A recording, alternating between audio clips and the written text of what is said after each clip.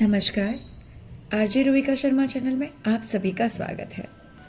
आज की हमारी कहानी कोई प्रसिद्ध लेखक की नहीं है, लेकिन इनकी कहानी को अगर आप सुनेंगे तो आपका मन छू जाएगा, क्योंकि इस कहानी का नाम है केदारनाथ यात्रा, स्वर्ग की पहली झलक।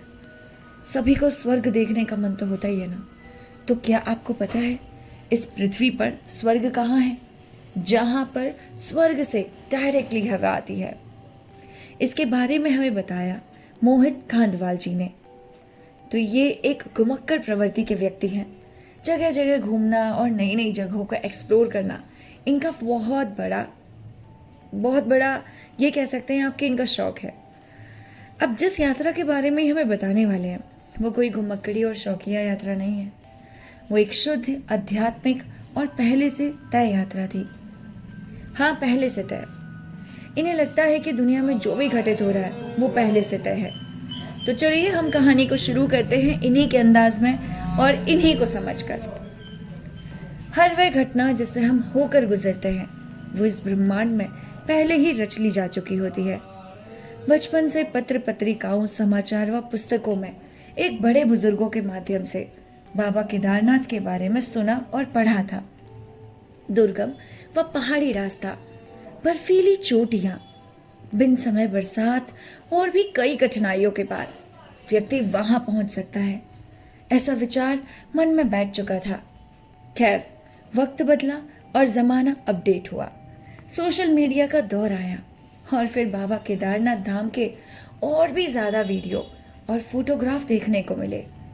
यही वह समय था जब पहली दफा बाबा के दर्शनों की इच्छा मन में उत्पन्न हुई, और मुझे यकीन है कि यह इच्छा नहीं, बुलावा था बाबा का। भारतीय उपमहाद्वीप के उत्तर में उत्तराखंड राज्य के रुद्रप्रयाग जिले की पर्वत श्रृंखलाओं के मध्य एक वृहत हिमालय के स्थित बाबा शिव का धाम केदारनाथ 12 ज्योतिर्लिंगों में से एक है।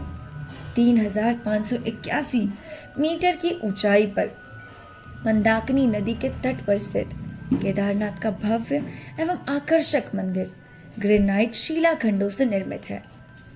राहुल सांस्कृतियन के अनुसार इस मंदिर का निर्माण 12वीं शताब्दी के बीच हुआ था। 66 फीट ऊंचे इस मंदिर के बाहर चबूतरे में नंदी की विशाल मूर्ति है। इस मंदिर की महत्ता के कारण ही गढ़वाल का प्राचीन नाम केदार खंड पड़ा था। अतः ये धाम वंदनीय और पूजनीय है। संपूर्ण भारतवर्ष की आस्था का केंद्र 4 धामों में एक केदारनाथ धाम शिव जी का निवास है। सबसे पहले इनका डे 1 शुरू हुआ धारी देवी मंदिर में। कुछ पल वहां ठहरने के पश्चात हमने आगे का सफर शुरू किया। क्योंकि कोरोना काल में यात्रा कर रहे थे, इसलिए रुद्रप्रयाग बॉर्डर में घुसने से पहले हमारे यात्रा पास चेक किए गए और कुछ जानकारी लेने के बाद हमें रुद्रप्रयाग जिले में प्रवेश करने की अनुमति मिली। कुछ आगे चलकर दोपहर तक हम अगस्त्यमुनि पहुंच गए। चलते चलते हमारी नजर हमारे बाईं ओर बह रही सुंदर मंदाकिनी नदी पर पड़ी। सहसा गाड़ी रोककर हम नदी में उतर आए।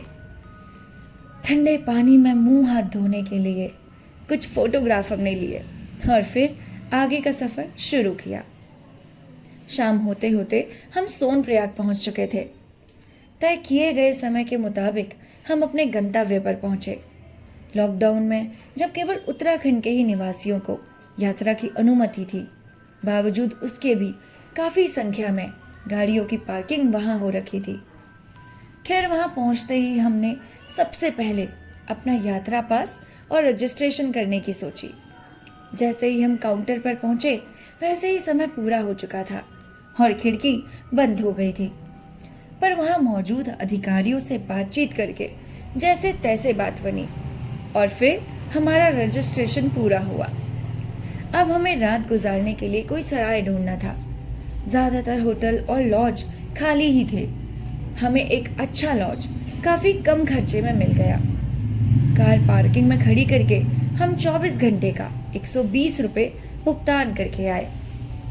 अपने गैजेट्स जैसे फोन, कैमरा, पावर बैंक आदि हमने चार्जिंग पर लगा दिए और रात्रि भोजन की तलाश में हम पास ही एक छोटे से रेस्टोरेंट में गए। भोजन करने के उपरांत हम वापस कमरे में आए और कुछ देर घर वालों और दोस्तों को अपडेट करने के बाद आपसी हंसी मजाक और फिर हम सोने चले गए। उसके बाद हम सोनप्रयाग, गौरीकुंड, केदारनाथ ट्रैकिंग वे इन सभी जगह पर पहुंचे। सुबह सुबह 5 बजे घर से निकल पड़े बाबा के दर्शन के लिए। हम 3 दोस्त केदारनाथ धाम की यात्रा करने वाले थे। मैं राहुल जोशी और अजय बुढ़ाकोटी के साथ बाबा के दर्शन करने वाले थे। राहुल की कार टाटा टियागो से हम लोग सफ़र कर रहे थे। अजय को हमें सतपुली के साथ लेना था, जो हमारा इंतज़ार सतपुली स्थित अपने ही निवास पर कर रहा था। हम लोग जल्द से जल्द सोनप्रयाग पहुंचना चाहते थे, क्योंकि केदारनाथ यात्रा का अंतिम और मुख्य रजिस्ट्रेशन व थर्मल स्क्रीनिंग वहीं होनी थी, जो शाम 5 बजे तक होती है। क्योंकि हम कोरोना काल में यात्रा कर रहे थे, इसलिए हमारे लिए ये बहुत ज़रूरी था कि हम अपनी स्क्रीनिंग उसी शाम करवा लें, नहीं तो अगली सुबह लंबी लाइन में खड़ा होना पड़ता। अजय हमें बीच बीच में फ़ोन के माध्यम से हमारी लोकेशन पूछ रहा था। लगभग 8 बजे हम अजय के घर पर थे। वहाँ से उसका सामान गाड़ी में रखा और परिवारजनों से आशीर्वाद लिया और निकल पड़े अपने बाबा के दर्शन के लिए। हमारा अगला पड़ाव पौड़ी था, क्योंकि सुबह जल्दी घर से निकलने के चक्कर में हम खाली पेट थे, तो पौड़ी पहुँचते पहुँचते भूख के मारे चूहे पेट में उछल कूद कर रहे थे। पौड़ी से कुछ पहले ही बुखयाल में हमने एक जगह देखकर गाड़ी किनारे खड़ी की और कुछ हल्का जलपान किया। फिर सफ़र शुरू होते हुए पौड़ी और फिर श्रीनगर को पार किया। श्रीनगर से तकरीबन 10-12 किलोमीटर दूर माधारी देवी का प्रसिद्ध मंदिर स्थित है।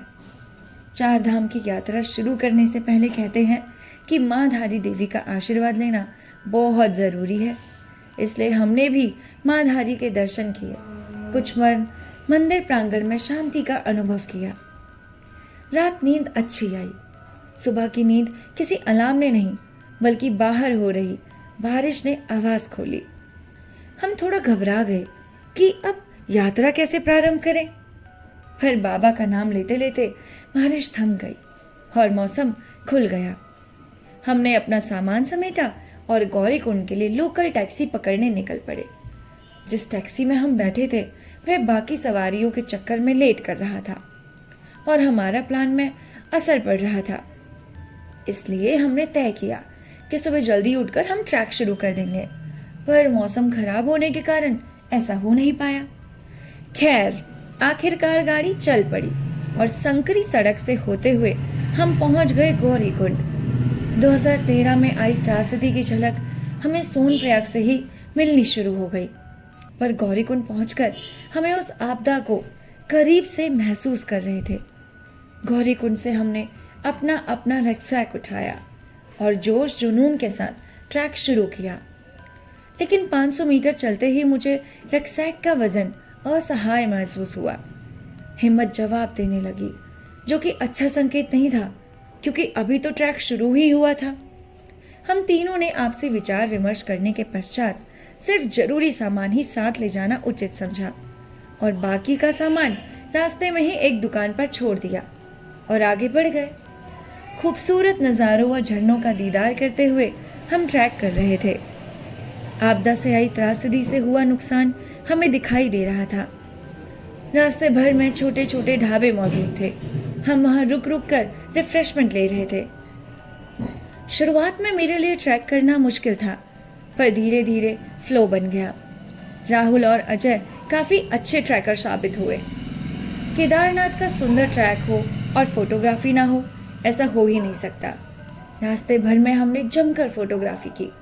फ़ोन हो या कैमरा, हमने हर तरह से सुंदर वादियों को कैद करने की पूरी कोशिश की। साथ लाए डेयरी मिल्क की चॉकलेट्स हमारा साथ निभा रही थी, जो हमें भरपूर एनर्जी दे रही थी। रास्ते भर में काफ़ी लोग ट्रैक कर रहे थे। पोर्टर अपनी अपनी सवारियों से लेकर चल रहे थे और कुछ पोर्टर यात्रियों को छोड़कर आगे आ रहे थे।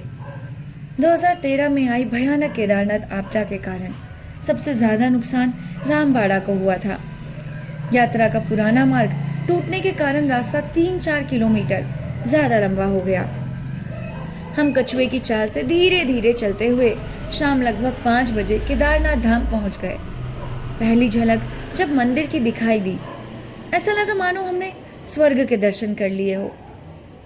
मुख्य मंदिर नजर आने के बाद हम कदम साधारण गति से 2 गुना तेज करने लगे। जैसे जैसे मंदिर के नजदीक पहुंच रहे थे, वैसे वैसे जोश और ऊर्जा बढ़ रही थी। कुछ ही देर बाद हम केदारनाथ धाम पहुंच चुके थे।